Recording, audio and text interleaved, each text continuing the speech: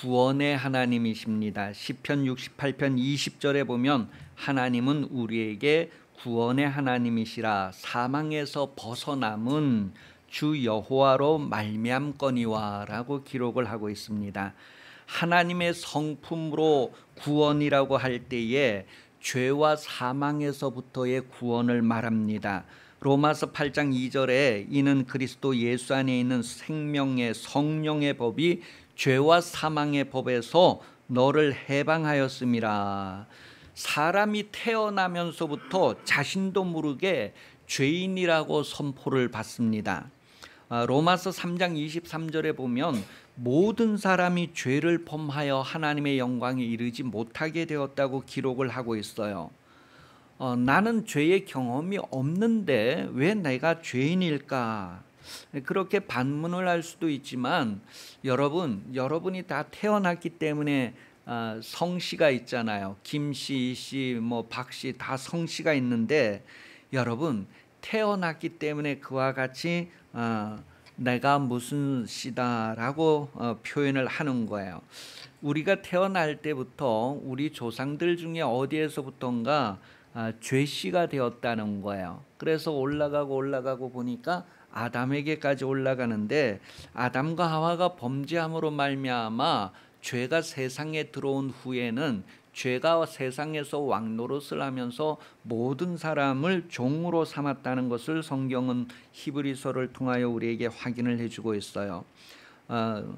로마서 5장 12절에서도 그러므로 한 사람으로 말미암아 죄가 세상에 들어오고 죄로 말미암아 사망이 들어왔나니 이는 모든 사람이 죄를 지었으므로 사망이 모든 사람에게 이르렀느니라.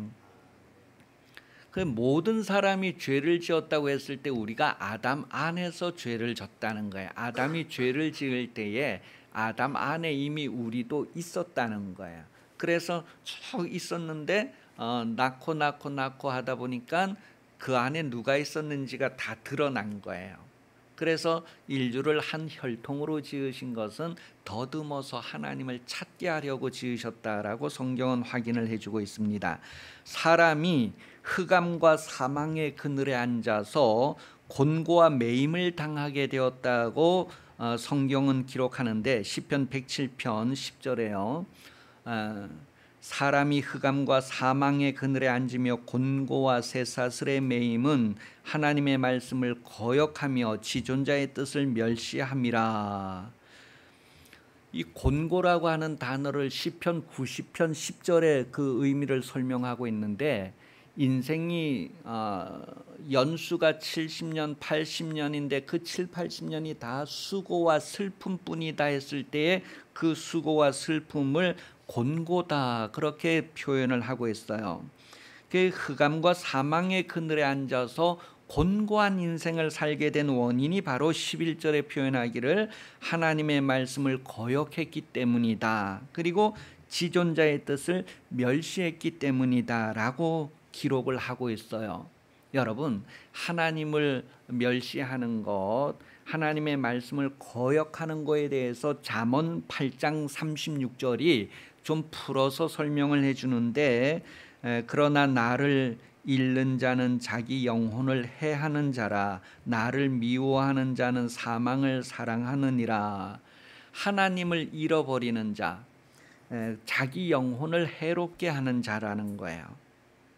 그리고 하나님을 미워하는 자는 사망을 사랑한다는 거예요.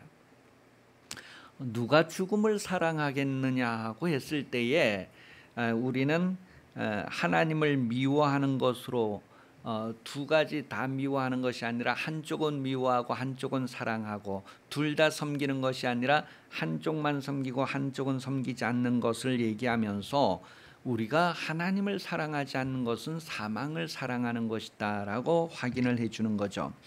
하나님은 하나님의 성품으로서 날마다 구원하는 일을 하신다고 시편 68편 19절에서 21절까지 기록을 하고 있어요.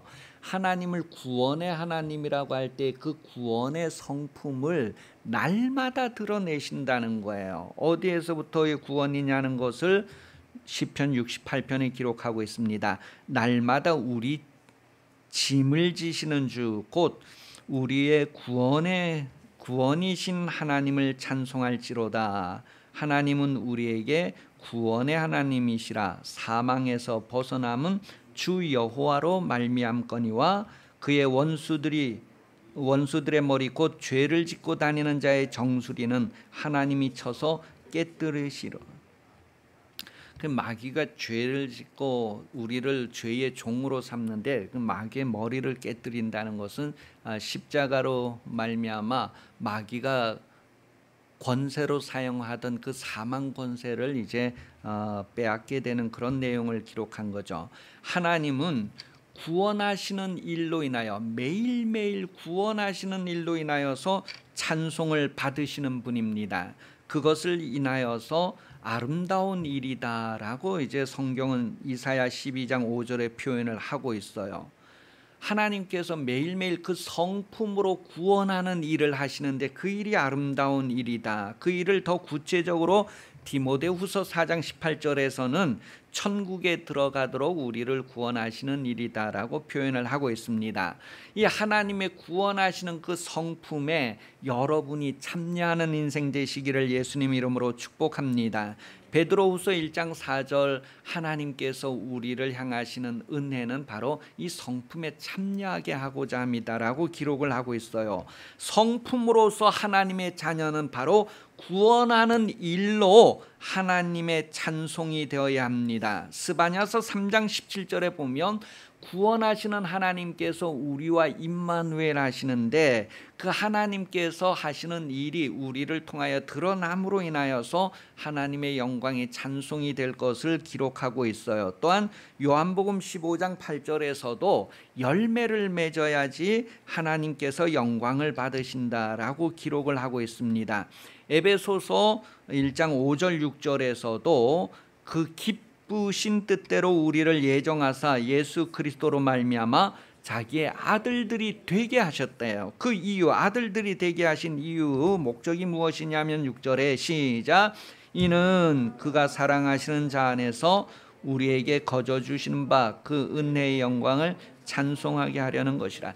예수 안에서 우리에게 거저 주신 것이 바로 구원의 은혜입니다. 죄인에게 구원의 은혜를 거저 주셨는데 그것을 찬송하는 거예요. 어떻게 찬송하느냐 하면 그냥 목소리로 찬송하는 것, 하나님을 영화롭게 하는 것, 그런 의미도 되지만 그 은혜의 영광을 찬송한다는 의미 속에는 우리가 받은 그 은혜, 구원의 은혜, 그것이 더 풍성해져서 풍성하게 결실하는 것으로 인해서 하나님의 기쁨이 되고 영광이 되는 것을 표현하는 거죠. 하나님의 자녀, 성도라고 하는 이름을 가졌을 때에는 전도를 안 하려고 하면 안 된대요. 좀 이상하죠. 전도를 안 하려고 하면 안 된대요. 잠언 24장 11절입니다. 같이 읽어보겠습니다. 시작. 너는 사망으로 끌려가는 자를 건져주며 살육당하게 된 자를 구원하지 아니하려 하지 말라. 이 말에 대해서 또 이렇게 좀 설명해 주는 내용이 요한일서 5장 16절 17절에 기록되어 있어요. 같이 읽어봅니다. 누구든지 형제가 사망에 이르지 아니하는 죄를 범하는 것을 보거든 구하라. 그리하면 사망에 이르지 아니하는 범죄자들을 위하여 그에게 생명을 주시리라. 사망에 이르는 죄가 있으니 이에 관하여 나는 구하라 하지 않노라. 모든 불의가 죄로 돼 사망에 이르지 아니하는 죄도 있도다. 여러분, 모든 불의가 죄라고 했어요. 모든 불의가 죄인데 사망에 이르지 않는 죄도 있다. 잘 이해가 안 되죠. 여러분, 로마서 6장 23절에 보면 죄의 싹은 사망이다라고 기록을 하고 있어요.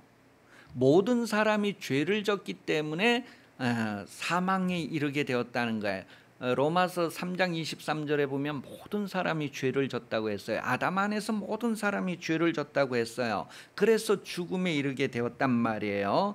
그런데 모든 사람이 죄를 범하였는데 사망에 이르지 아니하는 죄가 있다. 사망에 이르지 않는 범죄자가 누구일까요?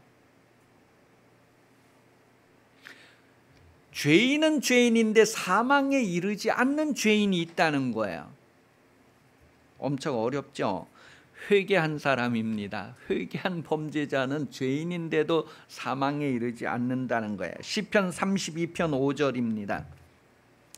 내가 이르기를 내 허물을 여호와께 자복하리라 하고 주께 내 죄를 아뢰고 내 죄악을 숨기지 아니하였더니 곧 주께서 내 죄악을 아멘. 또 한번 읽어봅니다. 잠언 28장 13절 시작.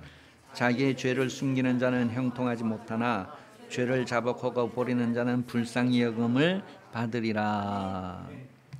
여러분, 죄인은 죽게 되어 있는데 죄인이 사는 길은 뭐예요? 회개하면 산다는 거예요. 회개하면 산다는 거예요. 성도는 죄인이 회개하기를 바라시는 하나님의 성품을 나타내야 합니다. 여러분, 요나서를 읽어보면 요나서 1장 1절 2절에 이렇게 기록되어 있어요.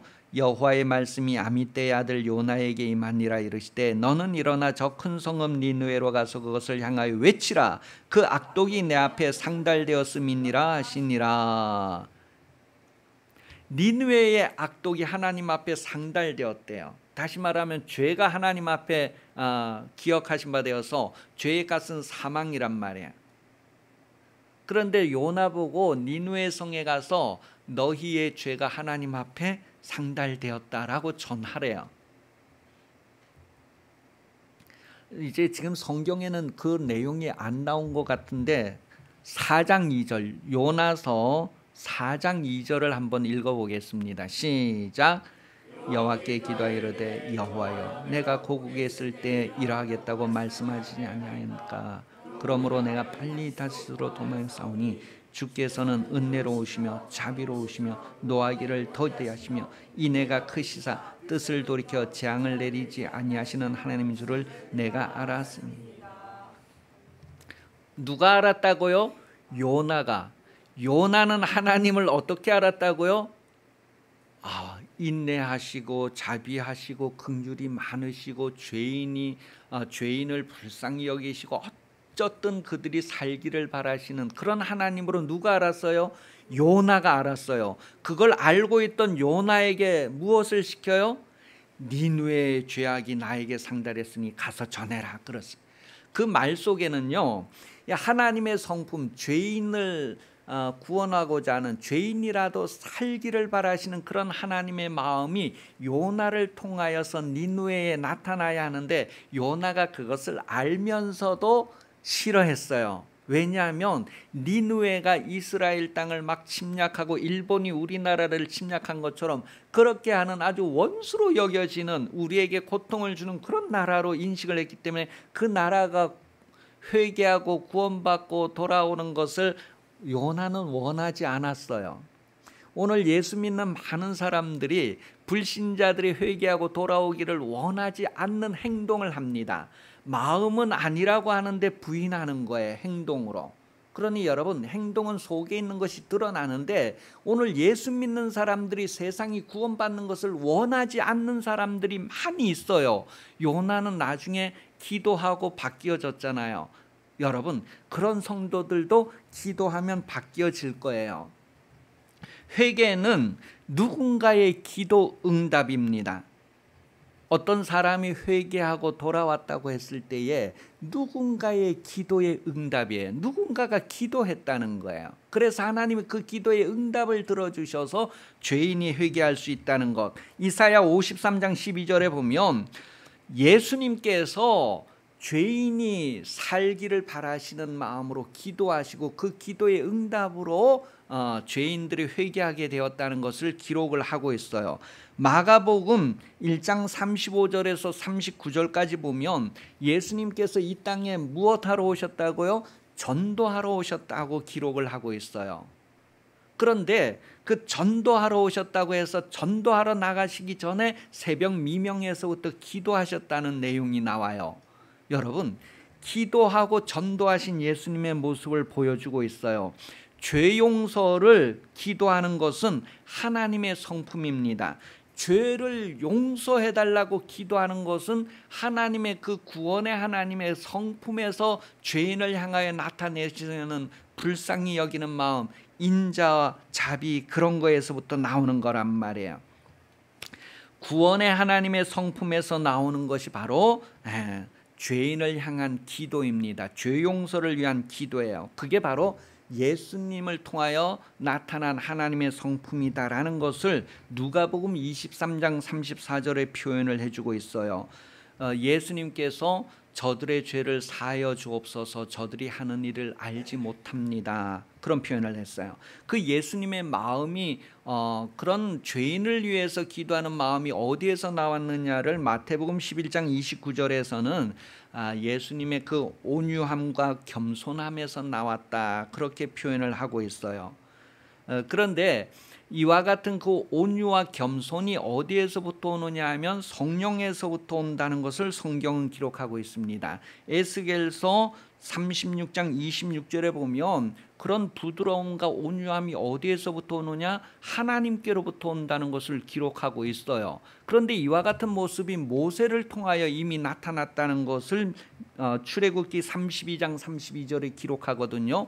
모세는 오실 예수님의 모형으로 나타났다는 것을 히브리서는 기록하는데, 여러분, 모세는 이 지면에서 가장 온유한 자다, 그렇게 표현을 하면서 그 온유한 모세가 한 행동이 무엇이냐 하면, 이스라엘 백성들이 모세가 십계명 받으러 시내산에 올라갔다가 내려오는 그 사이에 우상을 만들어 섬기는 것 때문에 하나님께서 이스라엘을 그냥 다 멸하고 내가 모세를 세워서 이제 다시 하나님의 백성을 만들겠다, 그렇게 했을 때 모세가 나를 생명책에서 싹 지워주시더라도 이 백성을 용서해 주세요 하는 그런 기도가 나와요. 그런 것들이 바로 죄인을 위한 그 하나님의 성품이 그들을 통해서 나타나는 것을 보여줍니다. 회개는 누군가의 기도 응답이라는 거예요. 그래서 스데반도 죽을 때 사도행전 7장 60절에 보니까 이스라엘이 회개하기를 바라는 그런 마음에서, 그들이 살기를 바라는 마음에서 그들의 죄를 용서해 달라고 하는 기도를 하고 죽어가는 모습을 보여주고 있어요. 여러분 인생도 하나님의 성품을 나타내는 삶을 살 수 있기를 예수님 이름으로 축복합니다. 바로 죄인이 사는 거예요. 죄인이 구원받는 삶을 기도하는 거예요. 고린도후서 2장 16절에 보면 이 사람에게는 사망으로부터 사망에 이르는 냄새요, 저 사람에게는 생명으로부터 생명에 이르는 냄새라. 누가 이것을 감당하려 했을 때에 바로 예수를 아는 성도들이 감당해야 된다는 거예요. 하나님의 성품을 아는 사람들이, 그것을 맛본 사람들이 감당해야 할 부분, 생명에 이르는 향기, 냄새를 풍겨야 된다는 것을 말합니다. 그래서 로마서 8장 2절에 보면 그리스도 예수 안에 있는 생명의 성령의 법이 죄와 사망의 법에서부터 건지신다라고 기록을 하고 있어요. 로마서 8장 6절에 보면 영의 생각, 성령의 생각은 바로 영생이다라고 기록을 하고 있습니다. 하나님의 이와 같은 성품이 성도들을 통하여 드러나야 한다는 거예요. 사람에게 가장 유익한 것이 무엇일까? 그것은 바로 생명을 얻는 것입니다. 그 생명 얻는 것을 위하여서 하나님께서 성령을 보내어 주셨다고 요한복음 16장은 기록하고 있어요. 요한복음 16장 7절에 보면 예수님께서 떠나가는 것이 너희에게 유익하다 그랬는데 그 유익은 바로 성령으로 말미암아 나타나는 것을 말하고 있습니다. 성령 받는 것도 유익하지만 성령으로 말미암아 나타나는 모든 것이 유익하게 된다는 것을 기록을 하고 있어요. 고린도전서 12장 3절에서 이제 12절까지 내용을 보면 7절에 각 사람에게 성령의 나타남을 주심은 유익하게 하려 함이라. 여러분 각 사람을 통하여 성령의 나타남을 주신다는 거예요. 그것을 통해서 유익하게 하려 함이라. 사람에게 가장 유익한 것이 무엇이냐 하면 영생을 얻는 거예요. 그것은 성령으로 말미암아 나타난다는 거예요. 그래서 성경 갈라디아서 6장 8절에 성령을 위하여서 심으라고 기록하고 있습니다. 육신을 위하여 심는 것보다도 성령을 위하여 심으라는 거예요. 우리는 다 대부분이 육신을 위하여 심고 육신을 위하여 상속을 해줍니다. 그러나 성경은 성령을 위하여 심고 성령을 위하여서 상속할 것을 말하고 있어요. 그래야지만 영생을 거둔대요. 바울은 전도할 때에 성령의 나타남으로 전도했다 그랬어요. 여러분, 성령은 어떻게 나타날까요? 하나님께서 우리에게 보내신 성령은 예수 이름으로 오셨다고 성경은 기록하고 있어요. 요한복음 14장 26절에 보면 성령은 예수 이름으로 오셨대요. 그래서 여러분이 성령은 예수 이름으로 받아요. 기도의 응답으로 받는단 말이에요. 구하여서 받는단 말이에요.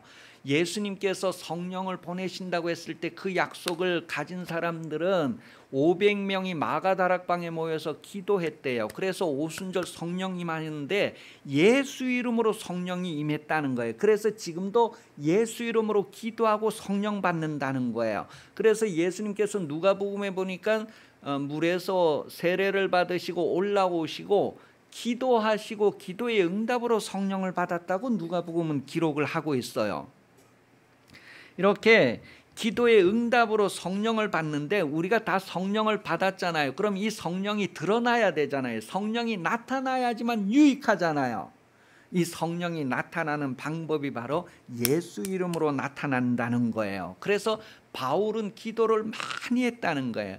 그리고 모든 사람보다 내가 방언으로 기도를 더 많이 했다는 거예요.